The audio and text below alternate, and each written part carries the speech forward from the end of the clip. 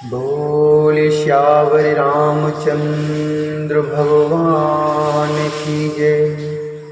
महेशी वाल्मीकि भगवान की जय। हनुमान जी महाराज की जय। गणेश भगवान की जय।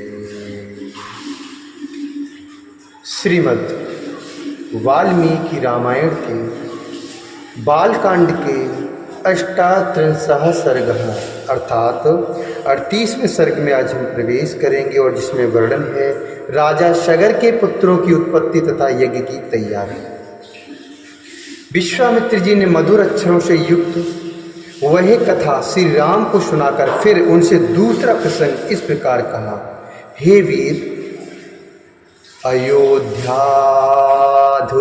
वीर पूर्वमासीनराधिपः शगरो नाम धर्मात्मा प्रजा कामः सचा प्रजा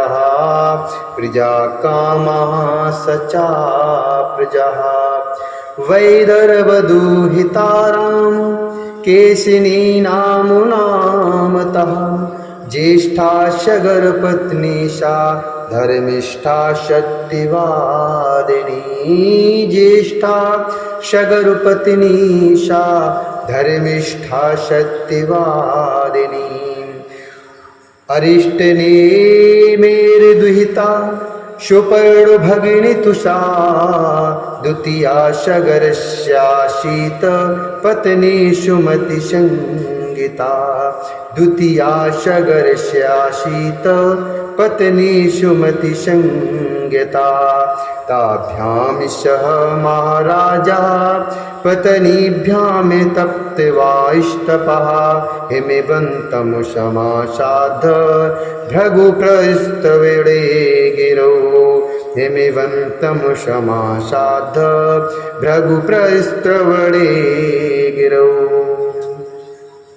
विश्वामित्र जी ने प्रभु श्री राम जी से कहा, हे वीर, पहले की बात है अयोध्या में शगर नाम से प्रसिद्ध एक धर्मात्मा राजा राज करते थे। उन्हें कोई पुत्र नहीं था, अतः वे पुत्र प्राप्ति के लिए सदा उत्सुक रहा करते थे। हे श्री राम, विदर्भ राजकुमारी केशनी राजा शगर की ज्येष्ठ पत्नी थी। वह बड़ी धर्मात्मा और सत्यवादिनी थी। शगर की दूसरी पत्नी का नाम था सुमति। वह भी अरिष्टनेम कश्यप की पुत्री तथा गरुड़ की बहन थी। महाराज शगर अपनी उन दोनों पत्नियों के साथ हिमालय पर्वत पर जाकर भृगुप्रस्थवड़ नामक शिखर पर तपस्या करने लगे।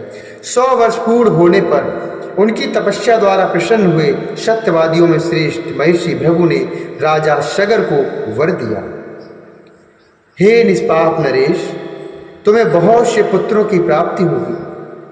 हे पुरुष प्रवर, तुम इस संसार में अनुपम कीर्ति को प्राप्त करोगे। हे तात, तुम्हारी एक पत्नी तो एक ही पुत्र को जन्म देगी जो अपनी वंश परंपरा का विस्तार करने वाला होगा, तथा दूसरी पत्नी 60,000 पुत्रों की जननी होगी। जो दूसरी पत्नी होगी वो आपको 60,000 पुत्रों को जन्म देगी। महात्मा भृगु जब इस प्रकार कह रहे थे, उस समय उन दोनों राजकुमारियों अर्थात रानियों ने उन्हें प्रसन्न करके स्वयं भी अत्यंत आनंदित होकर दोनों हाथ जोड़कर पूछा, हे ब्राह्मण, किस रानी के एक पुत्र होगा और कौन बहुत से पुत्रों की जननी होगी? हम दोनों यह सुनना चाहते हैं। आपकी वाणी सत्य है। उन दोनों की यह बात सुनकर परम धर्मात्मा भृगु ने उत्तम वाणी में कहा, देवियों, तयो इष्टदिवचनं श्रुत्वा तयो इष्टदुवचनं श्रुत्वा भृगुः परमो धार्मिकः उवाच परमां वाणीं स्वच्छन्दोऽत्र विधीयताम्। उवाच परमां वाणीं स्वच्छन्दोऽत्र विधीयताम्। एको वंशिकरो वास्तु बहवो वा महाबला महाबलः कीर्तिमन्तो महोत्साहः कावाकमुकरवरमिच्छति कीर्तिमन्तो महोत्साहः कावाकमुवरमिच्छति। उन दोनों की यह बात सुनकर परम धर्मात्मा भृगु ने उत्तम वाणी में कहा, हे देवियों, तुम लोग यहाँ अपनी इच्छा प्रकट करो। तुम्हें वंश चलाने वाला एक ही पुत्र प्राप्त हो अथवा महान बलवान यशस्वी एवं अत्यंत उत्साही बहुत से पुत्र, इन दो वरों में से किसी एक वर को बताइए। इन दो वरों में से किस वर को कौन सी रानी ग्रहण करना चाहती है? हे रघुनंदन श्री राम, मुनि का यह वचन सुनकर केसनी ने राजा सगर के समीप वंश चलाने वाले एक ही पुत्र का वर ग्रहण किया। तब गरुड़ की बहन सुमति ने महान उत्साही और यशस्वी 60,000 पुत्रों को जन्म देने का वर प्राप्त किया। हे रघुनंदन, तदंतर रानियों सहित राजा सगर ने महर्षि की परिक्रमा करके उनके चरणों में मस्तक झुकाया और अपने नगर को प्रस्थान किया। कुछ समय व्यतीत होने पर बड़ी रानी केशनी ने सगर के औरस पुत्र असमंज को जन्म दिया। हे पुरुष सिंह, छोटी रानी सुमति ने तूंबी के आकार का एक गर्भपिंड उत्पन्न किया। उसको फोड़ने से 60,000 बालक निकले। उन्हें घी से भरे हुए घड़ों में रखकर धाइयाँ उनका पालन पोषण करने लगी। धीरे धीरे जब वह दिन बीत गए तब वे सभी बालक युवावस्था को प्राप्त हुए। इस तरह दीर्घ काल के पश्चात राजा सगर के रूप और युवावस्था से सुशोभित होने वाले 60,000 पुत्र तैयार हो गए। हे नरश्रेष्ठ रघुनंदन, सगर का ज्येष्ठ पुत्र असमंज नगर के बालकों को पकड़कर सरयू के जल में फेंक देता था।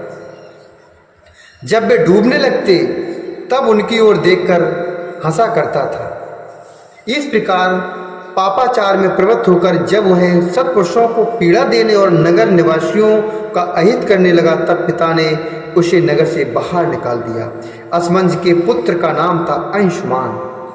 वह बड़ा ही पराक्रमी, सबसे मधुर वचन बोलने वाला तथा सब लोगों को बहुत प्रिय था। हे नरश्रेष्ठ राम, कुछ काल के अनंतर महाराज सगर के मन में यह निश्चित विचार हुआ कि मैं यज्ञ करूं। यह दृढ़ निश्चय करके वे वेद वेदता नरेश अपने उपाध्यायों के साथ यज्ञ करने की तैयारी में लग गए। शकृत्वा निश्चयं राजा शोपाध्याय गणस्तदा यज्ञ कर्मणि वेदज्ञो यष्टुम समुचक्रमे यष्टुम समुपचक्रमे इत्यार्षे श्रीमद्रामायणे वाल्मीकि आदि काव्ये बालकांडे 38 सर्गः। इस प्रकार श्री वाल्मीकि निर्मित 8 रामायण आदि काव्य के बालकांड में 38वां सर्ग पूरा हुआ। बोले श्यावर रामचंद्र भगवान की जय। श्री हनुमान जी महाराज की जय। महर्षि वाल्मीकि भगवान की जय। विश्वामित्र जी भगवान की जय।